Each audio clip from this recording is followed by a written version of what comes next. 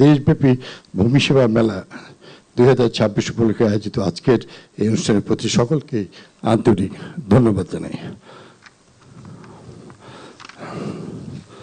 আমি বক্তব্যের শুরুতেই মহান স্বাধীনতার ঘোষক শহীদ জিয়াকে আন্তরিকভাবে আমি শ্রদ্ধার সঙ্গে, তিনি এই দেশের ভূমি ব্যবস্থার আমূল পরিবর্তন সূচিত করেছিলেন।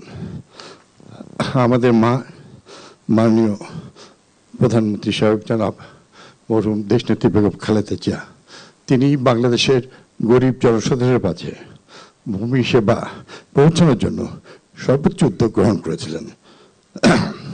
ভূমি শুধুমাত্র মানুষের সামাজিক মর্যাদায় বৃদ্ধি করে না, বরং এটি জীবন জীবিকার অন্যতম মাধ্যম হিসেবে সর্বজন স্বীকৃত।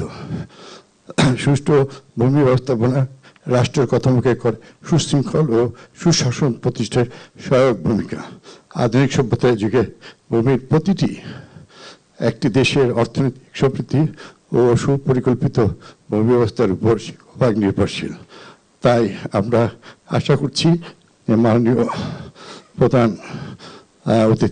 প্রধানমন্ত্রী, আমরা জানি এই মন্ত্রণালয়কে মানুষের অনেক প্রত্যাশা, আমরা জানি এই পথ অনেক কঠিন।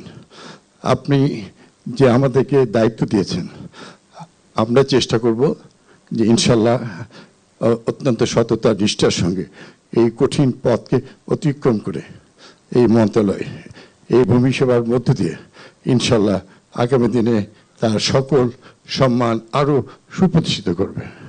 আজকে অনেক মাঝে আপনি আমাদের মাঝে উপস্থিত হয়েছেন, সেই জন্য আপনাকে আন্তরিক কৃতজ্ঞতা জানাই শেষ করছি। আল্লাহ আমাদের সহায় হন। বাংলাদেশ জিন্দাবাদ।